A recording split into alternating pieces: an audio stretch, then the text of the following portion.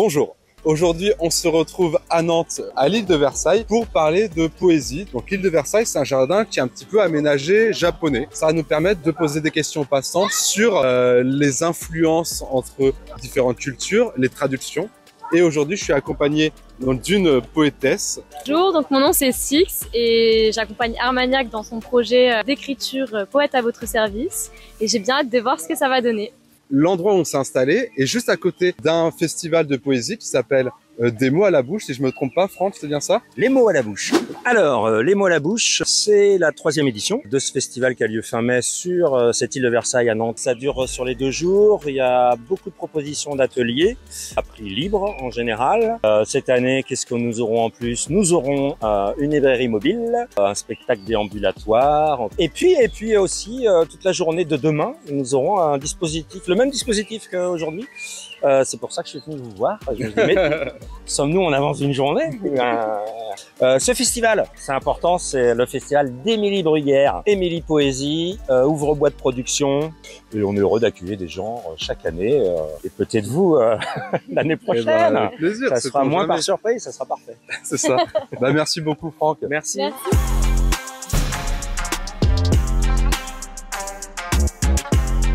J'aime bien la culture japonaise, mais pas spécialement la littérature.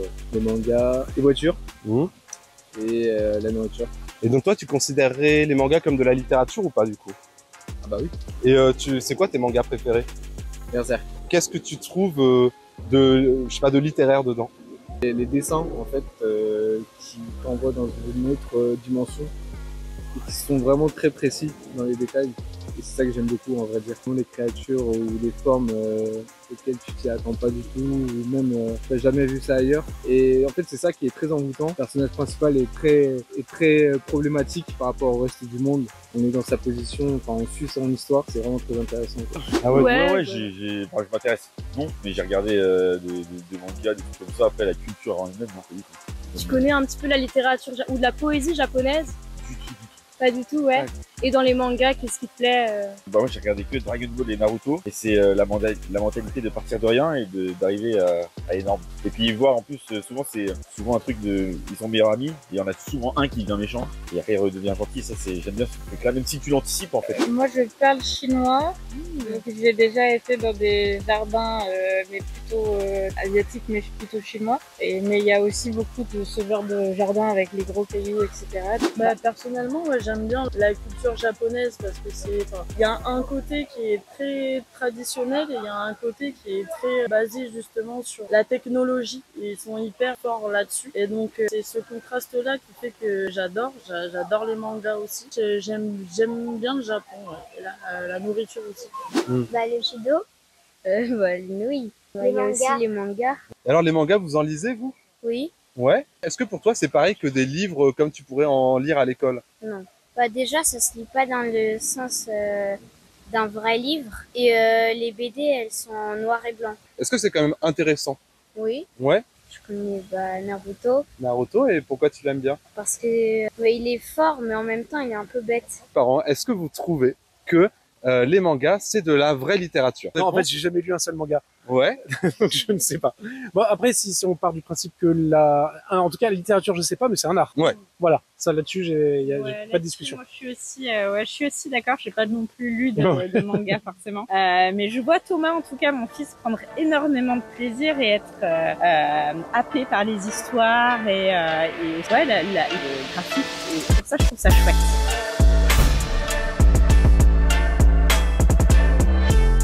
Non, mais même que ça soit dans toutes les langues, que ce soit en anglais, français, en arabe, français, en n'importe quelle langue qui est traduite. Je pense que ça n'a pas le même sens ni la même signification parce que les mots sont selon le langage qu'on utilise, selon la langue qu'on utilise, c'est complètement divers. Donc on peut ressentir les émotions, mais la traduire mot pour mot, non, je pense pas. Quand tu parles des mots, tu penses plus donc à la signification La ou... syntaxe, oui, c'est ça, la signification. Parce qu'un mot en japonais peut dire un mot en français, mais ce mot-là en français n'a pas la même signification qu'en japonais, par exemple. Oui, c'est vrai. Même la musicalité dans certains poèmes, elle peut être difficile, tu vois, à retranscrire. Ouais, largement, bah oui, Ouais, je pense que c'est possible. Ouais.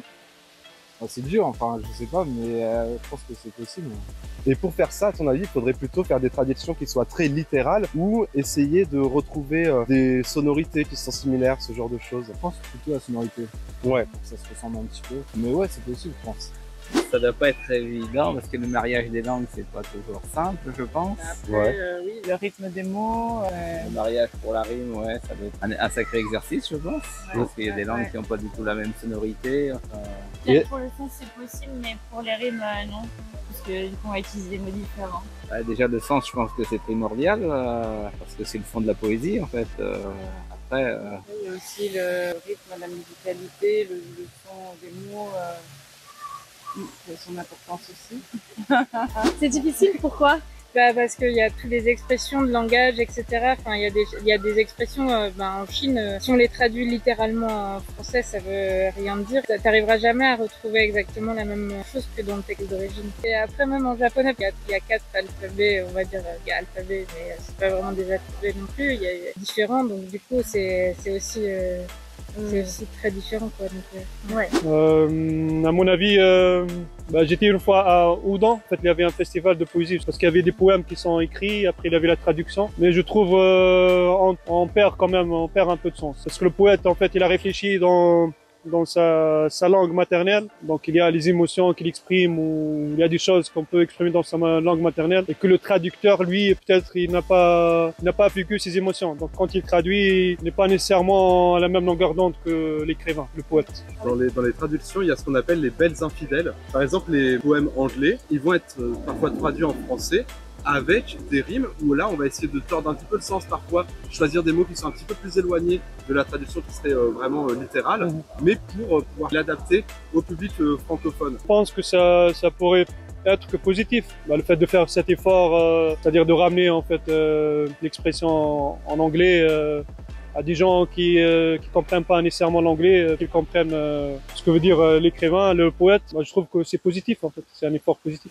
Je pense qu'il y a certains mots qui n'ont pas d'équivalence. Par exemple, nous, dans le langage français, on voit bien qu'il y a certains de nos mots, peut-être de la richesse de notre langue, qui se traduisent peut-être pas parfaitement dans d'autres langues, et inversement avec... je sais rien, mais bon. Et donc, oui, je pense qu'il y a un degré de précision qui peut se perdre. Dire c'est traduire, c'est trahir.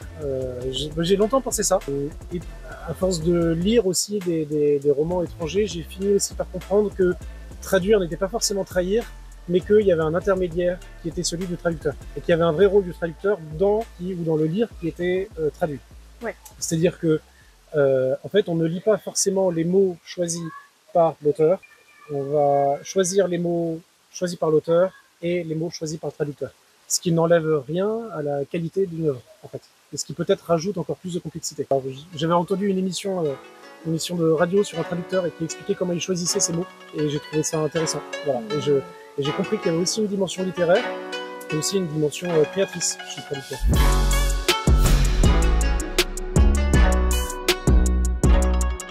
Ah bah oui. Il y a des poètes dans tous les pays, donc je pense que oui. Une poésie, c'est une sorte d'histoire en soi.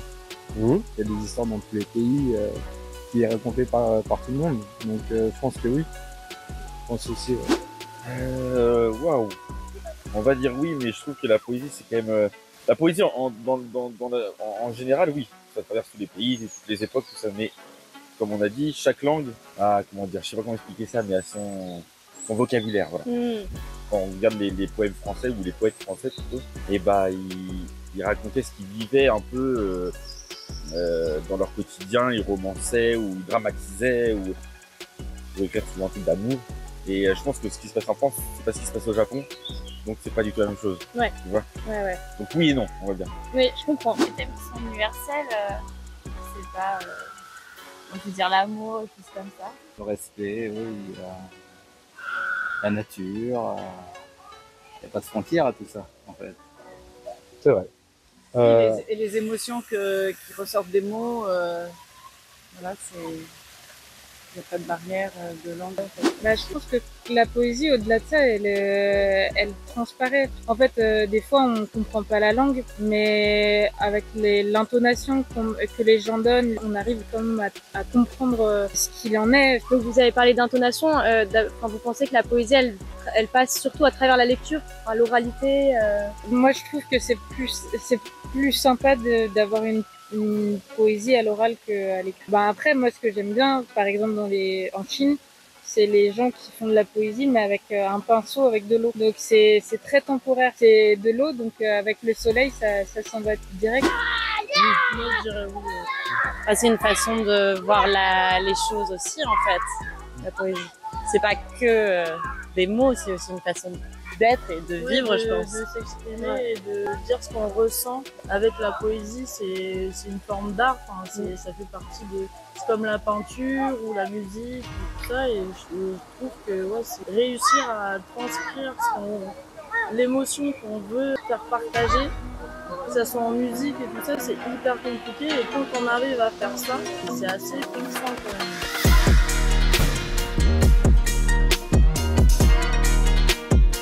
Du coup, pour rester sur Berserk, on peut faire la Dark Fantasy alors. La Dark Fantasy, excellent. Sur la réflexion des choix qu'on va faire. Ok, donc un poème sur une prise de décision difficile. C'est pas sur la paix. Ouais. Sur la paix? Ouais. Allez, c'est parti. Ben, nous, en fait, avec Henri, on a un projet, on restaure des ruines. Je me disais, si ça vous va, ce thème-là... J'adore les ruines, voilà. J'adore les chantiers, les murs, c'est vraiment... j'ai vraiment... Hein. Bah moi j'ai mon petit qui s'est fait opérer de l'appendicite là il y a 2 jours et je sais pas, je dirais sur l'inquiétude des parents de voir son enfant malade. Ok. Peut-être. Les fêtes sans lendemain. Les fêtes sans lendemain. Ok. 3 thèmes et on s'est pas décidé, on s'est dit que vous alliez choisir pour nous le plus inspirant. Ok. Ça vous va? Ouais, c'est vrai, carrément. Alors, on avait les feuilles des arbres, Liberté, mais avec un S, et À perdre haleine. À perdre haleine. J'aime bien le dernier quand même. Ben, intuitivement, je dirais... Stop, là, ça va être à vous de jouer. La première personne qui arrive à trouver en commentaire le thème qui vient d'être donné, en vous aidant du poème final, pourra à son tour me donner un sujet sur lequel je vais écrire. Alors, soyez bien attentifs. Ah, et en passant, n'oubliez pas de vous abonner pour voir les vidéos suivantes et de laisser un like pour m'encourager. Ciao, ciao. Ok, c'est parti. On est qu'à 4 mains? Ouais, donc on va écrire à 2. On va essayer de l'écriture à 2. Ouais. D'accord, un seul poème à 2. Ouais, on essaye.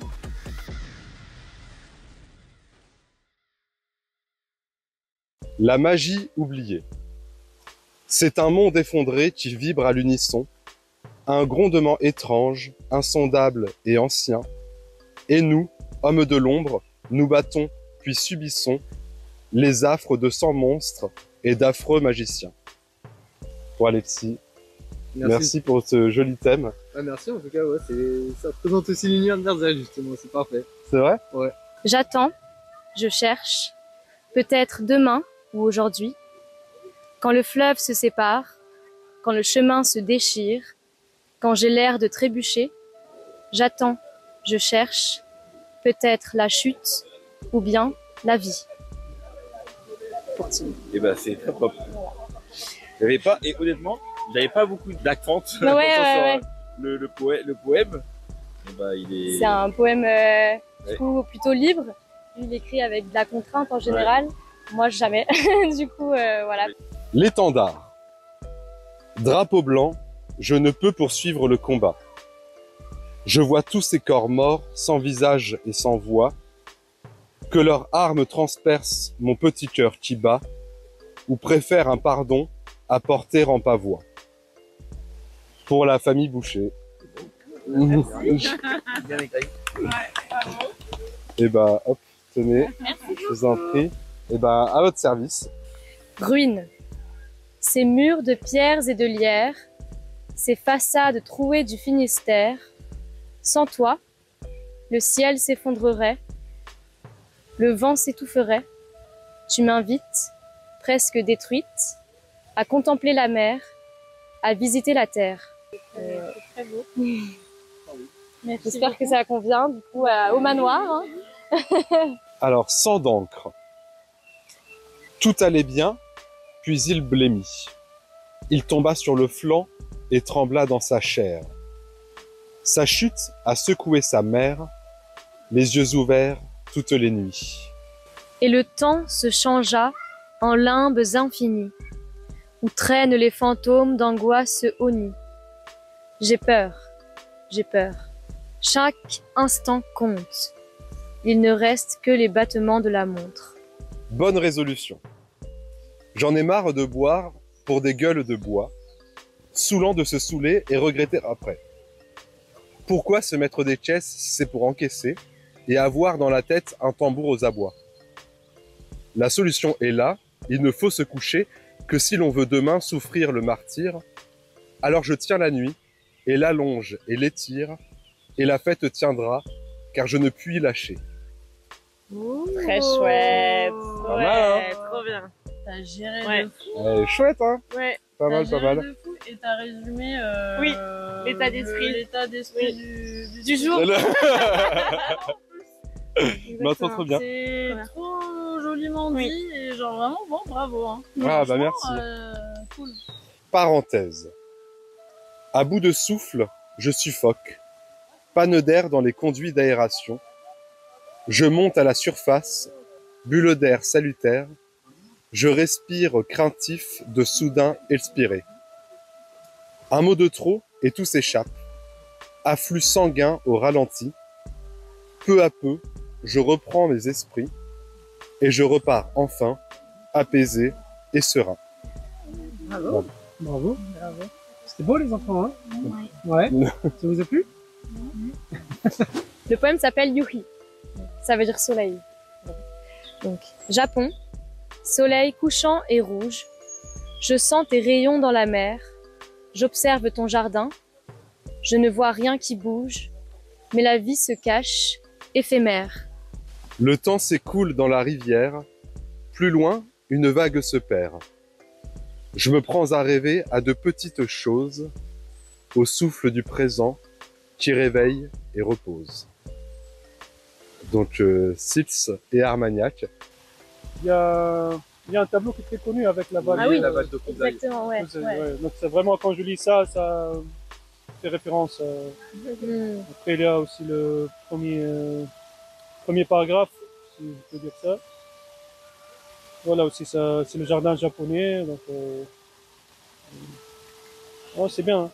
Alors voilà, on est arrivé au bout de notre session. Alors maintenant, avec tout ce parcours fait, on peut peut-être débriefer un peu. Pour toi, c'est quoi le poème que tu as préféré écrire Moi, j'ai beaucoup aimé le poème sur le thème des ruines. C'est déjà un thème qui me parle beaucoup et sur lequel j'ai tendance déjà à écrire beaucoup, avoir une certaine obsession pour ce thème. Donc, j'ai trouvé ça... c'était une sacrée coïncidence, en tout cas, que ça me tombe dessus, finalement. Et également, l'écriture à deux mains, c'est toujours quelque chose de... quatre mains, pardon. Ouais. C'est quelque chose d'assez intéressant et je trouve qu'on a finalement écrit des poèmes qui sont pas mal. Ouais, je suis d'accord, l'écriture à quatre mains était assez challengeante parfois, mais c'était bien marrant. Moi, je crois que le poème qui m'a le plus, où je me suis le plus surpris, c'est sur le poème sur les fêtes sans lendemain, où j'ai quand même réussi à l'intérieur à rajouter des contraintes en plus, avec des petits jeux de mots et moi j'aime bien quand il y a ce côté un petit peu humoristique. Donc ouais, j'ai bien aimé travailler là-dessus. Bah, merci beaucoup pour l'invitation dans cette vidéo. Bah, c'était un plaisir. Hein. Merci surtout d'être venu, d'avoir fait l'exercice. C'est pas forcément facile. Hein. Pas forcément, mais finalement on se prête bien au jeu et on y prend plaisir. À une prochaine fois peut-être. Et bah nickel, à une prochaine fois comme tu dis.